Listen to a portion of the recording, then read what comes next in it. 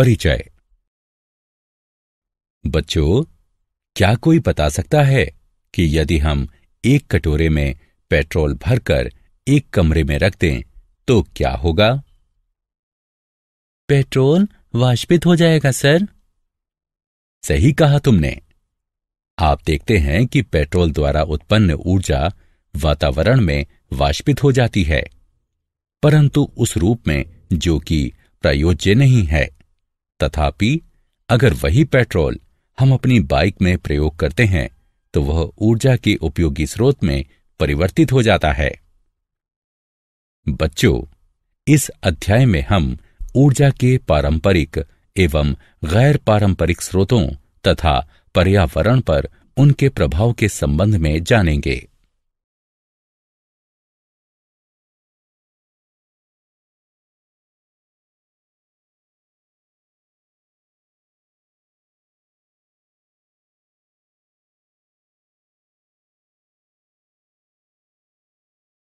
उद्देश्य।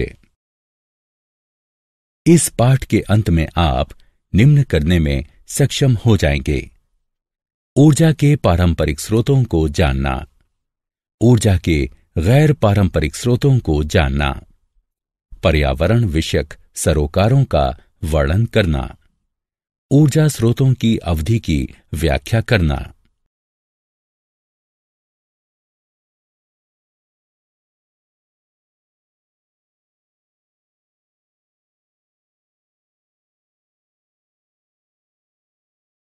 ऊर्जा का एक उत्तम स्रोत।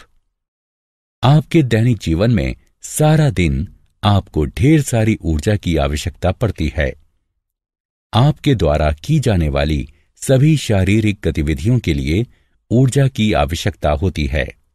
साथ ही यह ऊर्जा उस स्रोत से प्राप्त होती है जो कि आपको कोई भी क्रियाकलाप करने हेतु वांछित ऊर्जा देता है।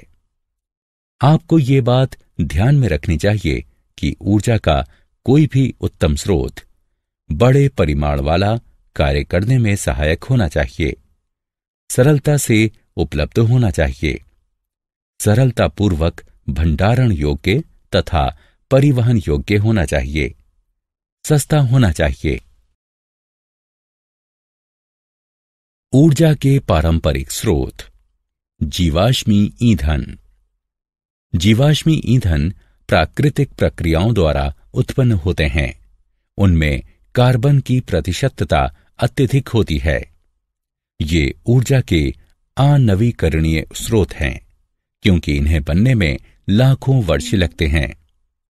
इस प्रकार के ईंधन के भंडार चिंताजनक रूप से घटते जा रहे हैं।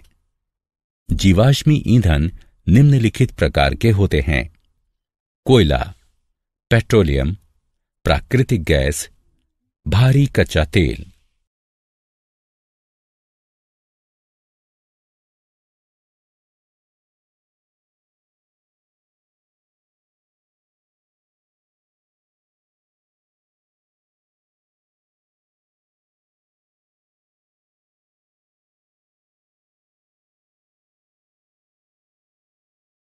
ऊर्जा के पारंपरिक स्रोत। तापीय विद्युत संयंत्र। तापीय विद्युत संयंत्र एक उद्योग है जहां वाष्प के द्वारा ऊर्जा का उत्पादन किया जाता है। यहां पानी को गर्म किया जाता है और फिर उसे वाष्प में परिवर्तित किया जाता है। यह बारी बारी से एक वाष्प टरबाइन को घुमाती है जो कि एक विद्युत जनित्र को संचालित करता है। इसके टरबाइन से गुजरने के पश्चात वाष्प एक संघनित्र में संघनित हो जाती है तथा जहां ये गर्म की गई थी वहां पुनर्चक्रित हो जाती है।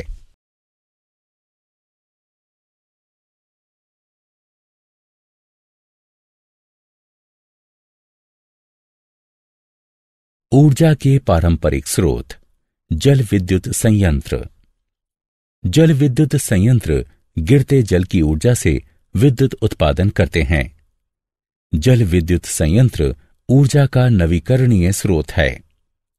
जल विद्युत के निम्न लाभ हैं: जल विद्युत सस्ती होती है। जल विद्युत आपूर्ति औद्योगिक उपयोग के लिए सर्वाधिक अनुकूल है। इसमें चूंकि किसी भी प्रकार का जीवाश्म ईंधन नहीं चलता, अतः यह कार्बन डाइऑक्साइड नहीं बनाती। क्या आप जानते हैं, जलने वाला जीवाश्म ईंधन प्रति वर्ष लगभग 21.3 बिलियन टन यानी 21.3 गीगा टन कार्बन डाइऑक्साइड यानी CO2 उत्सर्जित करता है। प्राकृतिक प्रक्रियाएं इसकी केवल आधी मात्रा ही सोख पाती हैं। जैसा कि आप देख सकते हैं, वातावरणीय कार्बन में प्रतिवर्ष 10.65 बिलियन टन की वृद्धि हो जाती है।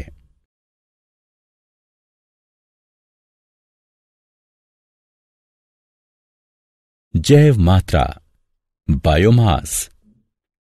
जैव मात्रा यानी बायोमास ऊर्जा का नवीकरणीय स्रोत है तथा उस जैव सामग्री से उत्पन्न होता है जो कि जीवित अथवा कभी जीवित रहे जीवों से व्युत्पन्न हुई होती है। ऊर्जा के स्रोत के रूप में इसका प्रयोग या तो सीधे ही किया जाता है या दूसरे ऊर्जा उत्पादों जैसे जैव ईंधन आदि में परिवर्तित करके किया जाता है। उदाहरणार्थ, वन अपशिष्ट जैसे मृत वृक्ष, शाखाएं, वृक्षों के ठूंठ, प्रांगण कतरने, लकड़ी की छिपटियां एवं शहरी ठोस अपशिष्ट आदि। जैव मात्रा यानी बायोमास में पादप एवं वे जंतु उत्पाद भी सम्मिलित हैं जिन्हें तंतुओं अथवा अन्य औद्योगिक रसायनों में परिवर्तित किया जा सकता है। पवन ऊर्जा। पवन विद्युत पवन ऊर्जा का ऊर्जा के एक उपयोगी रूप में परिवर्तन है, जिससे कि पवन टरबाइनों का प्रयोग करके विद्युत बनाना, पवन चक्कियों द्वारा यांत्रिक विद्युत प्राप्त करना, जल खींचना या जल निकासी करना तथा नोदक जलयानों का संचालन आदि किया जाता है। एक विशाल पवन ऊर्जा फार्म सैकड़ों एकल पवन टरबाइनों पर आधारित होता है, जो कि विद्युत शक्ति पारगमन संजाल से जुड़े होते हैं। समुद्रगामी पवन फार्म की अपेक्षा अधिक बारंबारता के साथ शक्तिशाली पवनों का प्रयोग करते हैं। भूपटल पर उनका दृश्य प्रभाव कम होता है, परंतु निर्माण लागत अपेक्षाकृत अधिक होती है। छोटी तटवर्ती पवन सुविधाएं अलग थलग स्थानों को विद्युत उपलब्ध कराती हैं और जनोपयोगी सुविधाएं देने वाली कंपनियां छोटे घरेलू पवन टरबाइनों द्वारा उत्पादित अतिरिक्त विद्युत की उत्तरोत्तर पुनर्खरीद करती हैं। क्या आप जानते हैं, सभी विशाल टरबाइनों में एक जैसा ही डिजाइन एक क्षैतिज अक्ष पवन टरबाइन 3 ब्लेडों वाले प्रतिवात रोटर के साथ होता है, जो कि एक लंबे नलीदार टावर की चोटी पर एक नसेल से जुड़ा होता है। किसी पवन फार्म में एकल टरबाइनें एक मध्यम वोल्टीय विद्युत संग्रह प्रणाली एवं संचार तंत्र से परस्पर संबंध होती हैं। एक उपकेंद्र पर यह मध्यम वोल्टीय विद्युत धारा उच्च वोल्टीय विद्युत पारेषण प्रणाली से जुड़कर ट्रांसफार्मर की सहायता से वोल्टेज में वृद्धि कर लेती हैं। ऊर्जा के वैकल्पिक स्रोत। जैसे जैसे हम उन्नति करते गए, हमारी दैनिक जीवन की गतिविधियां भी परिवर्तित होती गईं। अब हमारा अधिकांश कार्य मशीनों द्वारा होता है। इस कारण हमें ऊर्जा के वैकल्पिक स्रोत ढूंढने की आवश्यकता पड़ती है, क्योंकि हमारे प्राकृतिक स्रोत हमारी मशीनों के लिए ऊर्जा उपलब्ध कराने के लिए पर्याप्त नहीं हैं। उदाहरणों में सम्मिलित हैं सौर ऊर्जा, समुद्र से प्राप्त ऊर्जा, भूतापीय ऊर्जा, आणविक ऊर्जा।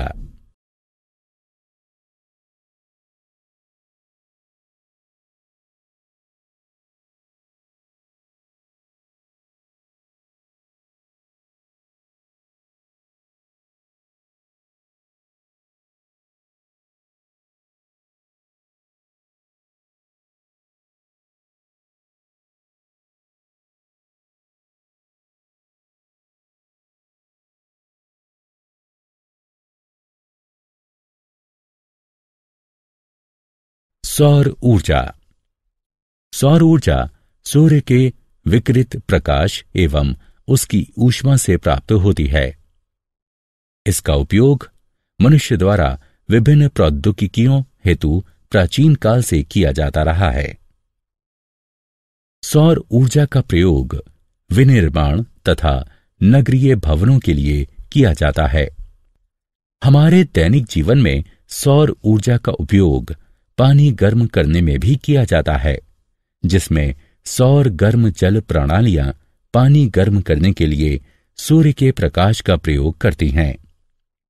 निम्न भौगोलिक अक्षांशों में सौर हीटिंग प्रणालियां घरेलू इस्तेमाल के लिए 60 डिग्री सेल्सियस तक के तापमान पर गर्म पानी उपलब्ध कराती हैं। घरों में पानी गर्म करने के लिए आमतौर पर जिन सौर हीटरों का प्रयोग किया जाता है वे हैं शून्यीकृत नली संग्राहक एवं चमकीले समतल प्लेट संग्राहक। गैर चमकीले प्लास्टिक संग्राहक का प्रयोग साधारणतः स्विमिंग पूलों में किया जाता है। समुद्र से ऊर्जा यानी ज्वारीय ऊर्जा। ज्वारीय ऊर्जा जल विद्युत का एक रूप है जो कि ज्वार की शक्ति को विद्युत में परिवर्तित करता है। यह ऊर्जा का एक नवीकरणीय स्रोत है। ज्वारीय ऊर्जा समुद्र की लहरों से प्राप्त की जाती है। ज्वारीय बल सामयिक विभिन्नता के साथ चंद्रमा के गुरुत्वीय खिंचाव के कारण उत्पन्न होता है। यह बल समुद्र में गति या विद्युत प्रवाह उत्पन्न करता है। सशक्त आकर्षण के कारण समुद्र में जल स्तर बढ़ जाता है। इससे समुद्र के मध्य में स्थित जल तटों की ओर बढ़ता है और ज्वार भाटा आ जाता है। ये एक सुनिश्चित घटना है जो कि धरती के इर्द गिर्द स्थित चंद्रमा की कक्षा के एक निश्चित पैटर्न के कारण घटती है। ज्वार से उत्पन्न ऊर्जा समुद्र के किसी संकरे मुख्य द्वार पर बांध बनाकर संचित की जाती है। तब बांध के मुख्य द्वार पर एक टरबाइन लगा दी जाती है जो कि इस ज्वारीय ऊर्जा को विद्युत में परिवर्तित करती रहती है। समुद्र से ऊर्जा। तरंग ऊर्जा। तरंग ऊर्जा समुद्री तरंगों से उत्पादित ऊर्जा है। इस ऊर्जा का प्रयोग हम उपयोगी कार्यों जैसे विद्युत उत्पादन, जल विलवणन अथवा जलाशयों में जल को पंप करने आदि में कर सकते हैं। तरंगें समुद्र की सतह पर पवन के गुजरने के कारण उत्पन्न होती हैं। जहां तक तरंगें वायु की गति से धीमी होती हैं, वायु से तरंगों में ऊर्जा स्थानांतरित हो जाती है। प्रतिवात और तरंग शिखा के मध्य का वायु दाब अंतर तथा जल सतह पर वायु का घर्षण दोनों ही जल का अपरूपित दबाव सहते हैं। इससे तरंगें बढ़ती हैं और परिणाम स्वरूप तरंग ऊर्जा के उत्पादन में सहायता मिलती है।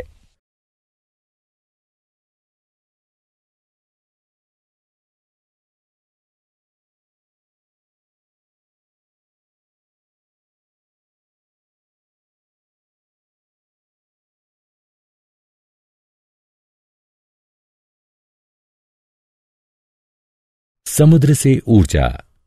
महासागरीय तापीय ऊर्जा। महासागरीय तापीय ऊर्जा अपेक्षाकृत ठंडे गहरे पृष्ठ एवं अपेक्षाकृत गर्म उथले पृष्ठ वाले जल के तापमानीय अंतर का प्रयोग एक हीट इंजन को चलाने में करती है और ऊर्जा का एक उपयोगी रूप मुख्यतः विद्युत उत्पादित करती है। बहुत अधिक तापमानीय अंतर के साथ चलाए जाने पर हीट इंजन अधिक कार्यक्षमता एवं शक्ति प्रदान करता है। महासागरों में पृष्ठ तथा गहरे जल का तापमानीय अंतर उष्ण कटिबंधीय क्षेत्रों में सर्वाधिक होता है, जबकि अन्य क्षेत्रों में 20 से 25 डिग्री सेल्सियस के मध्य रहता है। जब पृष्ठीय जल पर्याप्त रूप से गर्म हो जाता है तब उसे वाष्पशील तरल पदार्थ अमोनिया को गर्म करने के लिए प्रयोग में लाया जाता है। फिर अमोनिया की वाष्प एक टरबाइन को चलाने के काम में लाई जाती है।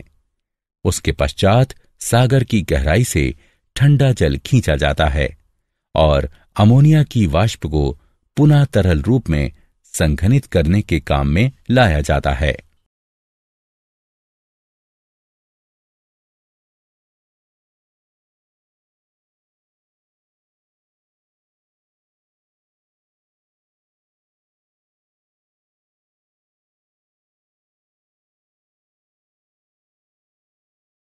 क्या आप जानते हैं, धरती ऊपरी वातावरण पर 174 पीटावॉट यानी पीडब्ल्यू सूर्य विकिरण ग्रहण करती है।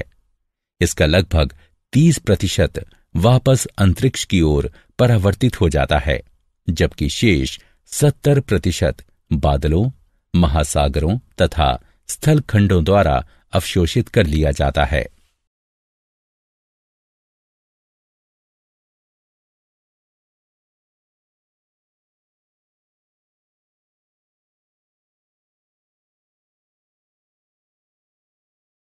भूतापीय ऊर्जा। भूतापीय ऊर्जा एक ऐसी तापीय ऊर्जा है जो भूमि के अंदर उत्पन्न एवं संचित होती है। पिघली चट्टानें भूपर्पटी के गहरे गर्म क्षेत्रों में बनती हैं। ताप धरती की गहराई से आसपास की ठंडी चट्टानों की ओर परिचालित होता है। कुछ चट्टानें उच्च तापमान एवं उच्च दबाव के कारण पिघलती हैं। इससे चट्टानें एवं भूपर्पटी का जल कभी कभी तो 370 डिग्री सेल्सियस तक तप्त हो जाता है। भूतापीय ऊर्जा का उपयोग गर्म झरनों एवं अंतरिक्ष तापन में किया जाता है। नाभिकीय ऊर्जा। नाभिकीय ऊर्जा ताप एवं विद्युत के उत्पादन के लिए अनवरत नाभिकीय विखंडन का उपयोग करती है। यह ऊर्जा का चिरस्थायी स्रोत है जो कि कार्बन उत्सर्जनों को घटाता है।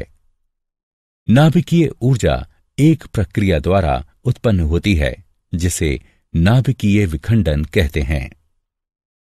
इस अभिक्रिया में भारी यूरेनियम, प्लूटोनियम अथवा थोरियम के नाभिक पर निम्न ऊर्जा न्यूट्रॉन से बौछार कराई जाती है। तब ये परमाणु हल्के नाभिकों में विखंडित हो जाता है और विशाल मात्रा में ऊर्जा मुक्त होती है। उदाहरण के तौर पर यूरेनियम के एक परमाणु का विखंडन कोयले के किसी कार्बन परमाणु के दहन से उत्पन्न ऊर्जा से 100 करोड़ गुना अधिक ऊर्जा उत्पन्न करता है।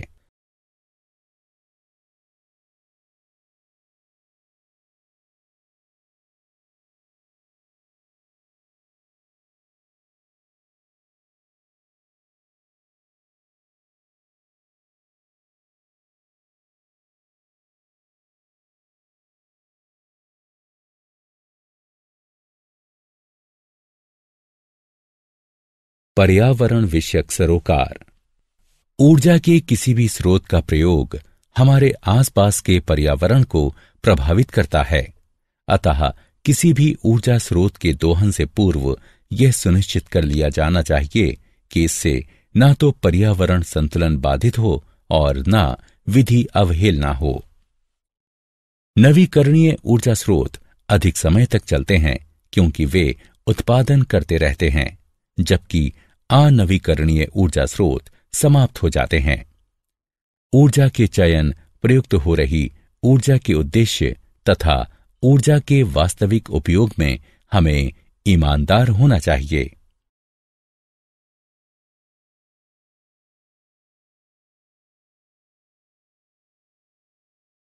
सारांश। आइए हमने जो कुछ सीखा है उसे संक्षेप में दोहराएं। ऊर्जा के अच्छे स्रोत का प्रयोग करना लाभकारी है। ऊर्जा के पारंपरिक स्रोतों में जीवाश्म ईंधन, तापीय विद्युत संयंत्र तथा जल विद्युत संयंत्र सम्मिलित हैं। ऊर्जा के पारंपरिक स्रोत जैव मात्रा यानी बायोमास तथा पवन ऊर्जा के प्रयोग से संशोधित हुए हैं। सौर ऊर्जा, समुद्रों से प्राप्त ऊर्जा, भूतापीय ऊर्जा एवं नाभिकीय ऊर्जा सभी ऊर्जा के वैकल्पिक स्रोत हैं। ऊर्जा के नवीकरणीय स्रोत अधिक समय तक बने रहते हैं। हमें ऊर्जा के चयन, प्रयुक्त हो रही ऊर्जा के उद्देश्य तथा ऊर्जा के वास्तविक उपयोग में ईमानदार होना चाहिए, ताकि हमारे आसपास का पर्यावरण प्रभावित न हो।